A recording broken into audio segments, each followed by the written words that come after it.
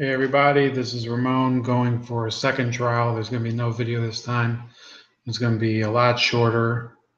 I've been working a little more on using YouTube Live. I've obviously been doing a few more of these live sessions. Now I'm trying to use the screen share a little more.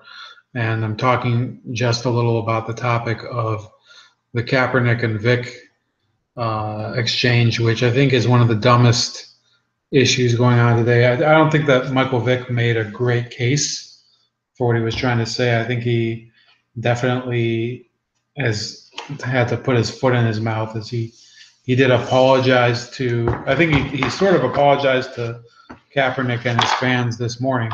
Although I don't know what he's apologizing for. He just answered a question the way that he thought he should. And that's all you can ask for him.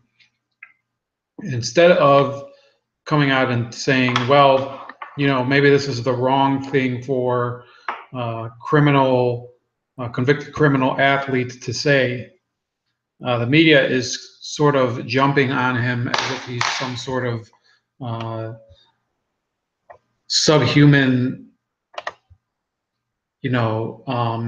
pariah. Well, think about it here. Okay, we're going to read through some of this opinion. It says, Colin Kaepernick could cut his hair, shave his beard, and wear three-piece suits every day of the week, and he'd still be radioactive to NFL owners because the quarterback shunning isn't about how he looks or what he wears. It's not even about what he does when the national anthem is played. Really, it's all about politics, specifically his own and his refusal to play by those of others. So, without reading through this entire thing, because I already tried to do this on a previous video, Colin Kaepernick's problem is that he has become such a lightning rod. Everybody now treats him as if he's this untouchable figure. You can't criticize him for anything, or else you're a racist piece of shit, and you're supporting the police, and there's no way for you to actually impose any sort of discipline on this guy.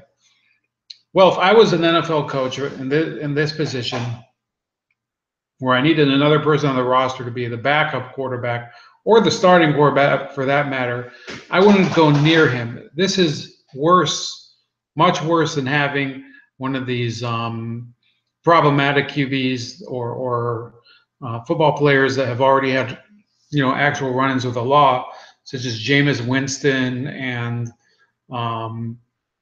Greg Hardy, who is not a quarterback, but Michael Vick. Those people are very problematic. I'm not doubting that. And I'm not saying that anything that they've done is good or normal or should be excused, or that Colin Kaepernick did something worse, because, yes, he expressed his opinion and he made a major statement. But the ramifications of that statement, the fans that turned against him, including in his own city, that is something that those owners are going to have to live with, those team owners and the coaches. Now, okay, you might say that's not enough of an excuse for why he can't play football. He's good enough and he's fit enough to play football. Well, sure, last year he played, I think it was 10 games, and I believe that he was able to go through it without having an injury, which was an accomplishment after a couple years of getting injured. I get that. The problem that I see with this approach is that once you sign somebody like Colin Kaepernick, you have to get into the mindset that you can't criticize this guy anymore, because he has this massive following of people that pretty much will jump down your throat and call you a bigot if you so much as criticize any move or play that he calls or bench him or whatever. And if he plays awful, like he did for part of the season last year, if he has a horrible streak of performances like the game he had in Chicago, then you will be called some sort of if you bench him, you'll be called some sort of bigot, some sort of Adolf Rupp. Adolf Rupp was the coach at University of Kentucky basketball who never played a black player. You'll be compared to him, even though all you're trying to do is to win. You're trying to win the game. So there's Kaepernick controversy where Michael Vick criticized him for his hairstyle and saying that he should kind of look clean cut and more professional. I don't think that Michael Vick made the most intelligent comment. I'm not even going to pretend that. But the real problem is not what Michael Vick said. It's the fact that he said something that was mildly critical. It wasn't as if he talked shit to Colin Kaepernick. He was making a simple suggestion based on his own experience that after coming out of prison, he had to rehab his own image, and he'd been invited on by Fox Sports 1. If there's anybody you should blame, it's Fox Sports 1, which is the same network that hired Shannon Sharpe, who came out very critical of Michael Vick's comments.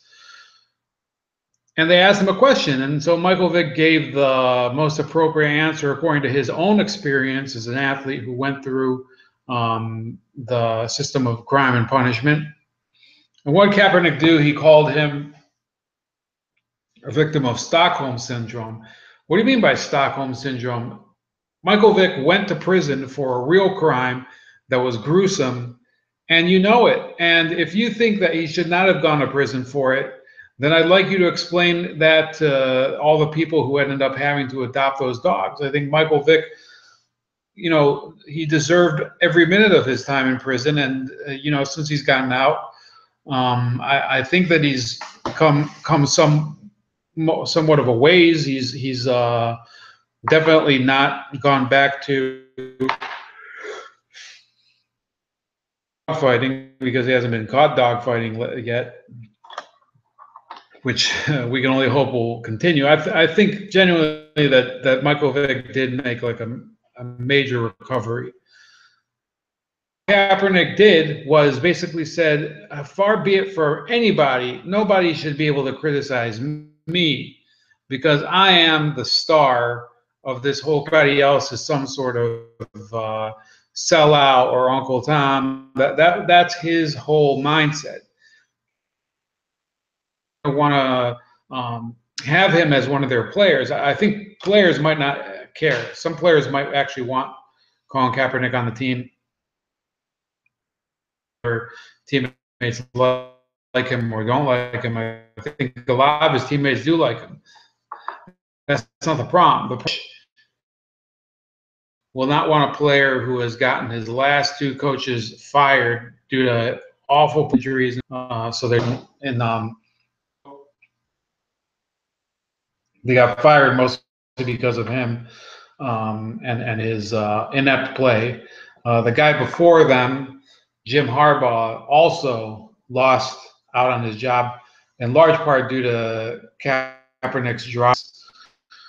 And a lot of the people that were commenting, and I'm not going to go back because I can't get the sound for it, on Rob Parker, for example, who criticized him along with Shannon Sharpe. Robert Griffin III, a cornball brother. These are people with real racist opinions themselves. There's Shannon Sharpe, and this isn't a racist opinion, but it's a pretty patronizing opinion. When Des came on, like I think it was about a month and a half ago, for some comments that were positive and against race baiting, Shannon Sharpe told him to shut up and told him that he's too ignorant to know anything about it and that he should read up. Well, how do you know he hasn't read up? Maybe he's saying this because he's been reading up. Or maybe he's reading up on the wrong things that you don't want him to read up about. Maybe it's that you're just assuming something that you don't agree with, that they're basically an ignorant piece of shit. Shannon Sharpe relates to it. And I think that it's the same way that this Rob Parker relates to it. If you don't agree with me, you're some sort of, and you don't even deserve a microphone. Well, because of that, people are turning away from network sports broadcasts there, see this maybe 2 or 3 years ago when Michael Sam got drafted. You might remember Michael, I think it was in 2014 or 15, and he gets drafted, the first openly gay player drafted in the NFL. And people are talking about on the radio, and Amy Lawrence on CBS Radio, she gets on how she prefaced it. She said, I want people to talk to me about what they feel about it, but I don't want anybody saying anything intolerant or not receptive or rejecting of Michael Sam. Anybody saying anything that would be whatever. Well, I think what you really want to say, Amy Lawrence, is I want people to say things that I've already said and agree with me. And that's the way that sports conversation is going nowadays, and the way a lot of other are going. People don't want to actually say what they think because you have busybodies like Amy Lawrence and Shannon Sharp and Rob Parker trying to reinterpret every word and racialize or sexify whatever it is, make it look out to be more bigoted than it needs to be or at all. I'm not going to agree with it. I think that it is. I'm fine, first of all, with Colin Kaepernick not having a job.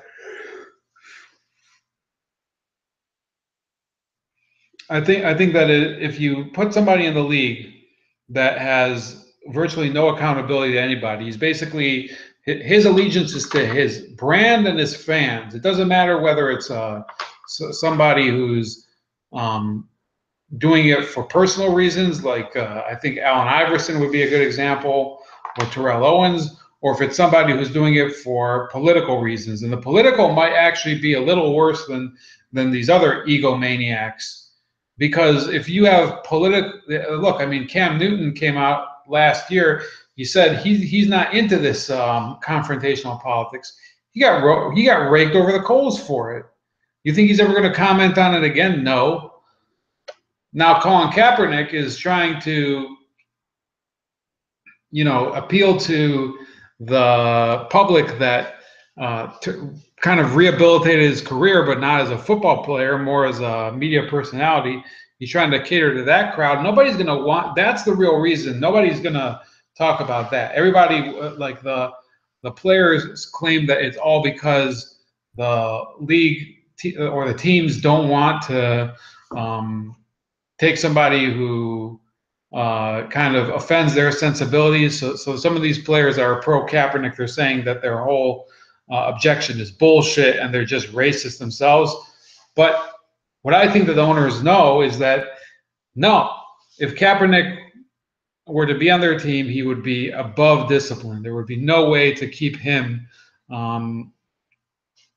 within the parameters of whatever game plan they have. He could just call his own plays, and they couldn't say anything. They would end up saying, what? So the coach is supposed to call his plays now? What do they think? He's dumb? They don't think he's smart enough to call his own plays? Well, if you're in any one of those schemes around the NFL now, Aaron Rodgers definitely takes a lot of his calls. I'm not going to say all of them, but a lot of his calls from Mike McCarthy and the Green Bay Packer offensive staff. The same goes with all the other teams. That doesn't matter how accomplished a quarterback is, they usually have to, depending on the play, they have to take the counsel of the head coach or the offensive coordinator. And with Colin Kaepernick, if he gets into a spat with any of these people, there's going to be hell to pay from his public, and they don't want to deal with that. Anyway, while this is going on, last word, they're still ignoring the Miguel Cabrera story. I want you to go on to my channel, look for the Miguel Cabrera video, and please, if you can, retweet anything or share any information you can. Well, we're not looking for information on anybody that's been disappeared, but retweet the story at least, so people know that Miguel Cabrera is afraid that his mom, who lives in Venezuela, may be threatened with physical or other types of harm by the pro-government forces. That, I think, is a much more important story than the one that took up the majority of this video, because people just won't shut up about it. You need people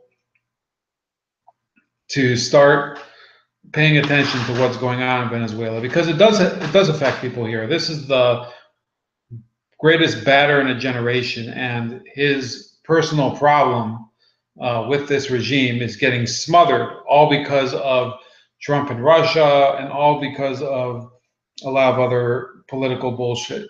So anyway, have a great night. This is Ramon with Bold Like a Leopard, and I need you to help share the Miguel Cabrera story.